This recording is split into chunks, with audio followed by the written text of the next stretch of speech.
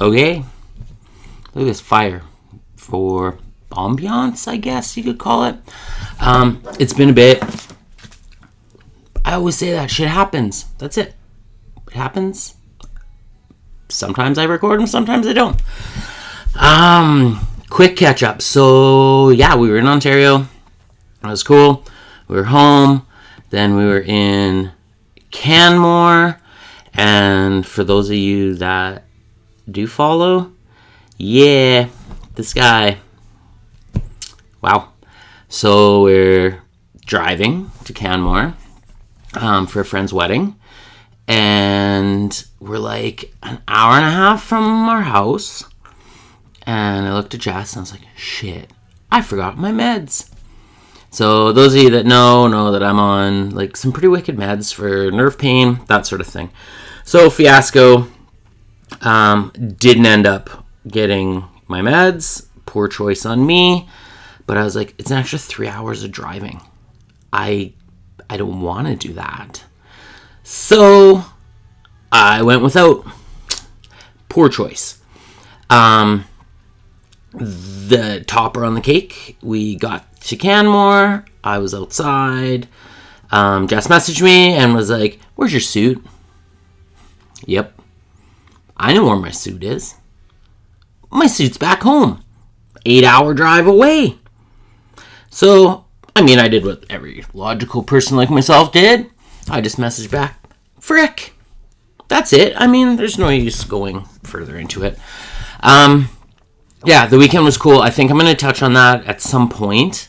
I'm not sure when, but it's going to happen. This one, I think I just want to do like a Q&A. I've been getting lots of questions and stuff, so I kind of just want to like throw that stuff out there. I shot a wedding on the weekend. Don't get super pumped. I'm not starting to shoot weddings. I second shot with a really good friend of mine, Megan Keller, and it's always a joy to work with Megan. She's like one of the sweetest, like most funny, talented people I know.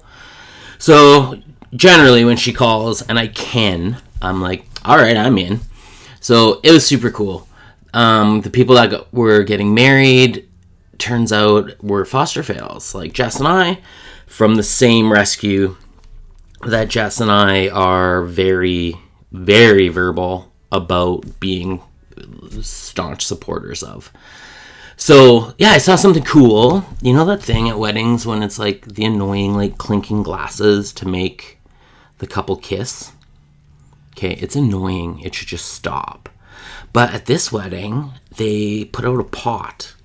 And if you wanted the couple to kiss, you put in money. And the money went to the rescue. Genius. And, I mean, I'm sure as the drinks were flowing, the kissing was more and the donations were more. So that's like, I was like amazed with that out of the box thinking. So, Dean, Willow, you guys are awesome. Like, wow, that like really hit the old heartstrings. While I was there, it's still weird to me to be considered like an influencer. I mean, y'all know me. I take pictures of cool shit. I drink coffee too much. And I talk about my dogs. That's it. That's my life. But yeah, just talking about it and explaining it and like the questions. Lots of times I just kind of get bothered by it all. And I just realized that it's like, it's not easy to explain because it's so non-traditional. I mean, I'm still trying to understand it. But one of the questions was like, how do you determine like who you work with, what you do, what you promote? And it hit me because that's been like a big thing for me from the very beginning.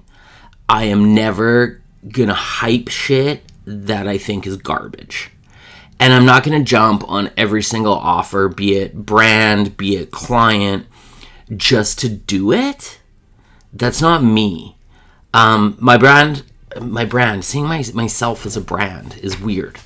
But I've always kind of built it on like, I do what I want. I run more by my moral compass than monetary, than exposure, then it'll be good for my portfolio. That stuff doesn't matter to me. Maybe it should, but it doesn't.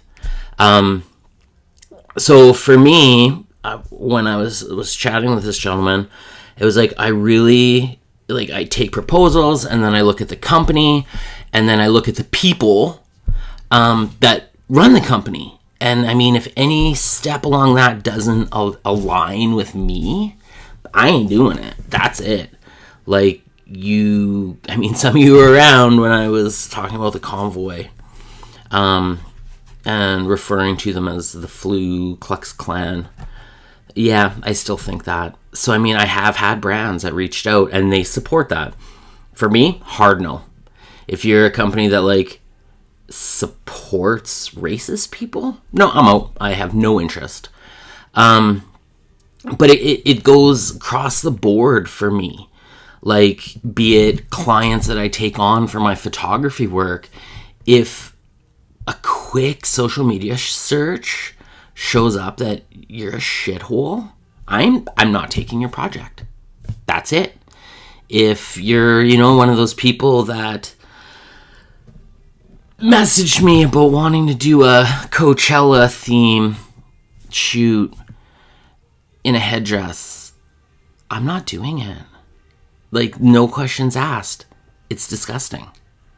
That goes against everything that I'm about, and I'm not going to, dilute myself and dilute my brand, and just to do something that's sort of a trend that shouldn't even be a trend. It's not my thing. So I mean, I've had proposals from, like, big companies, and they were like, we want this, but their this doesn't align with my this, and it's easy to say no.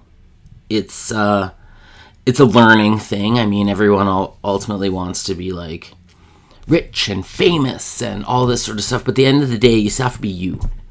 And I know, sorry, with myself, maybe it was last year. Yeah, it could be last year. I kind of had, I looked at what I was putting out, and it wasn't feeling me anymore. It wasn't feeling 100% authentic. And I know myself, I stop paying attention to creators when it seems like they're just selling shit all the time. Get the new Ronin, get the new drone, and then 3 months later, get the new drone, it's the best. Well, 3 months ago, this was the best. Like, you can't always, get this drone brand, it's even better. Well, yesterday you were saying this one's better. So, I don't know, I had to really, like, look at things and weigh it out. And yeah, that's a big thing with me. I mean, if you as a person and you as a brand don't align with me, we're not a good fit for each other at the end of the day. I recently was approached by another company, and they're a bigger company, but it took like 3 clicks, and it was like, you guys are financial supporters, and, like, you make apparel for the Freedom Convoy, the Caillou Convoy. So for me, it's easy. It's easy. Like, it's no more thought than that. You do see me talk about flannel a ton. That wasn't an easy decision. There's a difference between having a shirt and being like, this shirt's awesome, to, I 100% support this brand. And it's thought out. It's, research. It's not a whim. It's not like, hey, these guys gave me a shirt, so all of a sudden, they're the best flannel company in the world. Trust me, if they did some shitty things, I'd be out. I wouldn't recommend them to people, but they treat a lot of people like family. And I know it's kind of like tossed around a lot, but I know when I talked to the flannel company, it was like, this rescue thing's going on. There was no hesitation. It was like, we're in. How can we help? And I appreciate that. I appreciate Pause Coffee. I buy all my coffee because I love supporting small business, but they're invested, and they're people that, you know, become friends ultimately. You know, we connected over coffee, and now, you know, you get the check-ins, and it's the human element, I guess. And for me, I like that. I mean, I'll buy stuff always if there's a human element, as opposed to just add to cart, checkout, Apple Pay, shipping, tracking notification. I get it still. I mean, I've been called out about fast fashion and fashion that matters. Yes, I do have a clothing company, but I'm navigating it the best I can.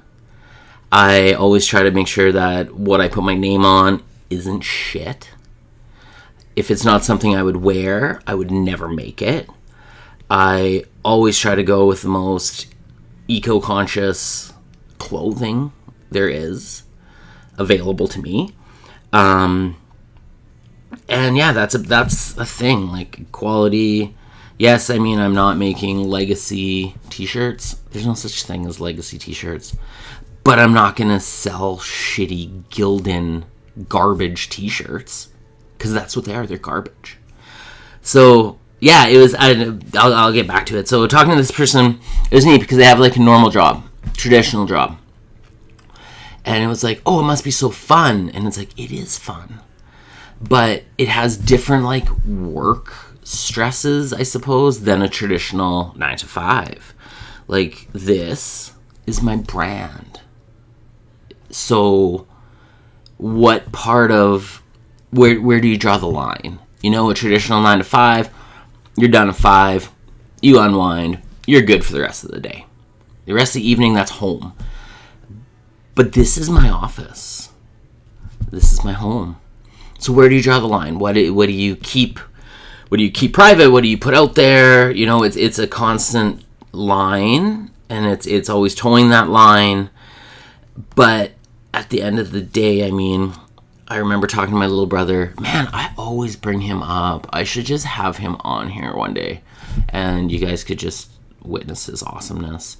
But I remember I had a request for a proposal, and it was the biggest project I've ever been, not non-comparable.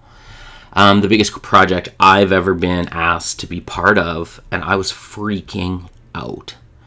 So I messaged my little brother, because that's what everyone does, right? They message their little brother for advice. And in his dry self, he's like, you asked for this. You've worked towards this. This is what you wanted. And I'm like, that's not what I wanted to hear. I wanted you to be like, do this.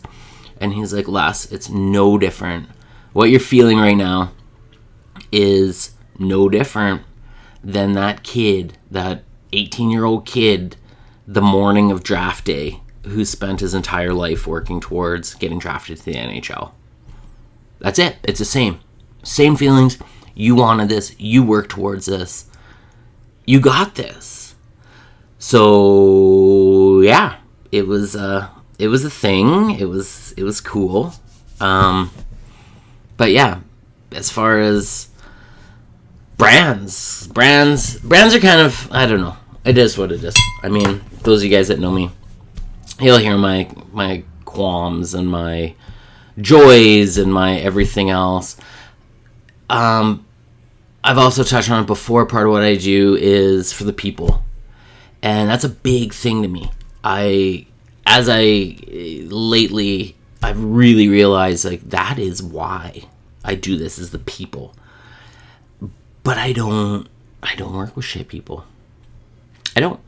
I vet clients. If I'm considering somebody, it's like, okay, is this person friends with shitty people? And sometimes, yeah. And I mean, I'll back out of it. I'm just not feeling it. And it's not a personal thing. Sometimes it is. Sometimes it is. Sometimes it's, as people, we're not even in the same chapter, not even the same volume of the encyclopedia as far as what's important to us and who we are. Other times it's like, it sounds silly, but I mean, social media, people have values, right? Monetary values, values of other sorts. So a lot of times for me, it's like, is this client bombarding the internet, shooting with a million people that are new? And it's going to sound rude. I don't care. I'm not new. So, these people have things to gain to be on the same flooded feed as each other. But for me, there's no gain. There's no, I get to create something cool. I can create something with somebody else too. And it's something I realized a lot in the last 6 months for sure. People exploit people all the time. I remember a while ago I got asked to be part of this community shoot, this creative shoot, and I was like, maybe. Sometimes I'll do them. I was actually bugging Megan Keller that we should probably do one. But then I got looking at it, and it's like, I have been compensated to come to these before because it was laid out. Right? It was laid out. This is expectation. This is what we want. This is our desired outcome. But I got asked to do this one, and it kind of red flagged me a bit because the emphasis wasn't even so much on everyone creating. The emphasis seemed to be more on what I was creating and everyone else just ending up on my feed. And I was like, I'm not clickbait for someone. I've worked hard to get where I am. And yeah, I kind of got looking and I was crunching numbers, and it was everyone involved combined. Mind you, I will clarify, this was before I did my big Instagram purge. But every single person involved, the models, the photographers, the makeup, everyone combined and doubled, still didn't have the same following as me. They're sorry, I'm not interested. If it was let's hang out, cool, shoot cool shit, and then it was hey, let's throw up some posts, gladly. But the emphasis was very much on, oh, you post this and this person gets tagged in this order, and it's no, this isn't it. This isn't it at all. It's not why I do it. So I'm out. Sorry. Not interested. Yeah. I got asked... What else have I got asked lately? I get asked about cameras. I am not a gear person. Yeah, I streamlined my kit. This is going to be the boring segment for those people that aren't interested in photography. Just give it a little fast forward because it's not that interesting. I've dwindled down my equipment. I've always been a Sony guy since the beginning. Yep, because, Instagram made me. You have to be a Sony guy, right? I've been stuck loving my Sony a7 III.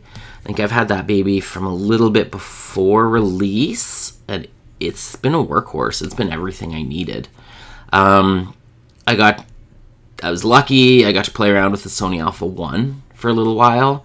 Great camera. Too much camera for me. It would be a great camera for the right person, but that just wasn't me.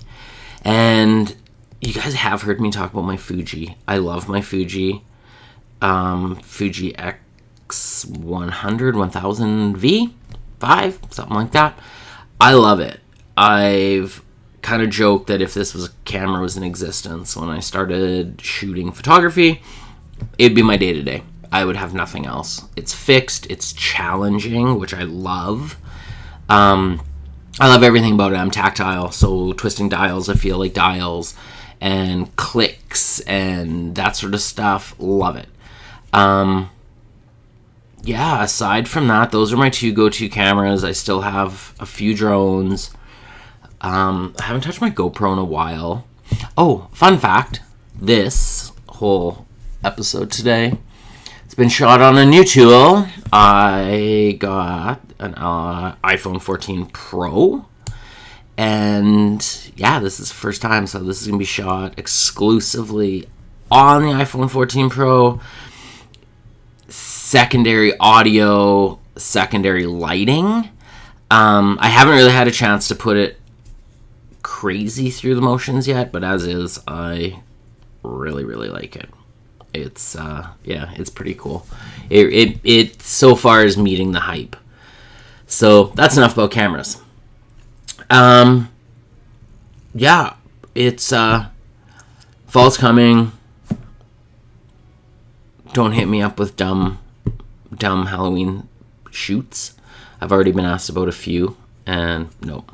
Basically, I guess my thought on it is if it's like a Pinterest trend, I don't want to do it. There's lots of people that will, but I don't. Nah, it's good. The other one that came up on the weekend, obviously, was how passionately Jess and I support dog rescues, specifically CC rescues. I've done a whole podcast about it. I had a wonderful guest on it. The weekend, with the fundraising that the bride and groom were doing for rescues, they had rescues manning the bar. So if you have an upcoming wedding or event, get a hold of CC Rescues. They might have people like man the bar. Do a good deed, right? Do a good deed. Save some puppies. You don't have to pawn your friends to do it. Seems legit to me. CC Rescues has always been one that we've really stuck behind. Those of you guys that listened to the podcast before, I did a calendar one year I did a calendar. Talked to, I don't know, way too many dog rescues. Knew nothing about rescues.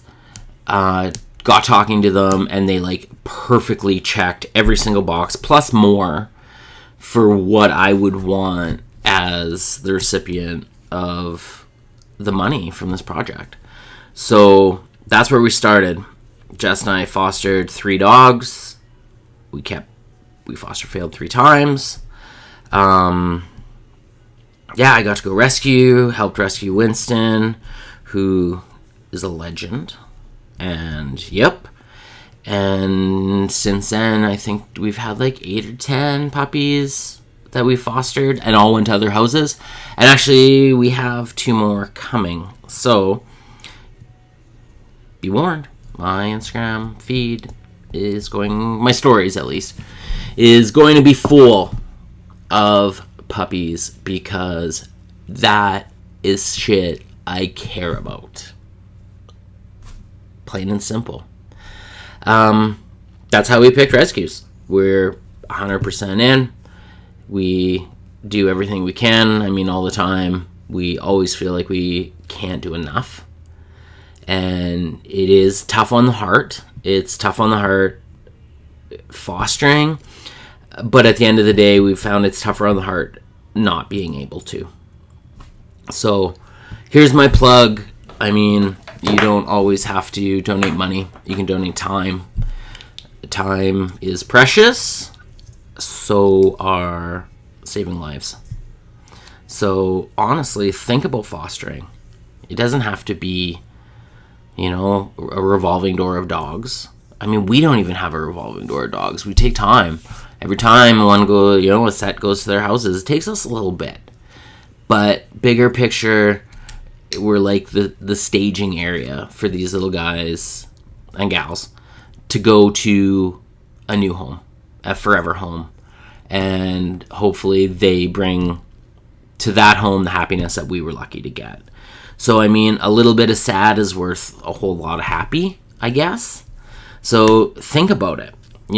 They're always looking. The part I think with Jess and I that's just been like killing us is there's dogs that are waiting. There's puppies that are waiting. That there's nowhere for them to go. So unless people open their doors, unless people open their hearts, they don't have anywhere. So they just stay. They just stay put in not great circumstances. And that's the harsh reality. And I mean, I know like where our dogs came from, and one of them had it pretty lucky. We always joke that she was born in captivity, and you can tell because she's a princess. But I mean, I look at Lucy, our German Shepherd, and if it wasn't for the rescue, if it wasn't for the actions of an RCMP officer and the rescue being able to take these puppies, they'd have froze to death for sure. Lucy was found in a woodpile, her and her litter, no mom and dad, abandoned in a woodpile right before Christmas. So anyone that knows Saskatchewan temperature knows it's colder than hell. And that's where they got found. I mean, had they not got found, they would have froze to death. That's the truth. And had rescues not been able to take them, who knows where they would have ended up. In a humane society somewhere. Maybe a kill shelter. Who knows? So, I mean, that's a big thing. That weighs heavy. And the best part about fostering is that, like, honestly, aside from a bit of time, it doesn't cost you anything. You get kennels, you get food, you get toys, you get coaching. You know, you get the contact of, oh my God, this happened. You have someone that will help you and coach you. So, I mean, honestly, think about it. If even once, like I have, I don't know, 8,000 people. So let's be simple math, because I'm shit at math. So if every one of my followers fostered one puppy one time, that's a lot of puppies. That's a lot of families that get the joy that we have every single day. So think about it for real life. And I mean, yeah, if you wanna donate dog food, they take dog food. If you want to donate anything is better than nothing. So don't let it hold you back, you know? I think this is the one time that my favorite saying of don't let fear and common sense hold you back. Follow your heart. You know, one bag of dog food is like $35. One bag of dog food can do a lot. So there's that. What else? I'm just loving this new shirt today. I hope I don't get a ton of people that tell me, oh shit, I got a tag on it still. Yep, I'm an XL. Sure, hope I don't get more people messaging me about I'm not being a redneck. I'm not a redneck. I'm who I am. It's whatever I want to be. Yeah, it's we have company coming this week. So that's exciting. No big travel plans coming up. Yeah, I don't know. They think. That's what happens when I read text messages when I'm doing this. I don't know what else. I mean, I like doing Q&As. I don't know, I might do a Q&A live. I might not. I'll just keep like a little post-it note with random questions. Yeah. Music. I like shooting music. That's like one thing a lot of times I'm like, yes about. Other than that, I have to talk about this because it hit me this morning. So this is like late breaking and music. The new Nickelback song. What the fuck? I mean, I heard the first like few bars and I was like, did Spotify screw up? This isn't Nickelback. And then I heard Chad Kroeger and I was like, yep, this is Nickelback. But it's so good. And you know what? I don't care. I'm not ashamed to say I like the new Nickelback song. Because I do. And it's going to be a hit. And if Much Music was a thing, it would be a hit. It's going to be a hit. It should be a hit. If it's not a hit, the other thing you should do is hit the subscribe button. And then you'll know. Because I don't have a set schedule when I make these. So if you subscribe or follow or whatever it is on Apple Music, Spotify, whatever you listen to this baby on, it'll send you a little ding-donger scientific term. Ding donger.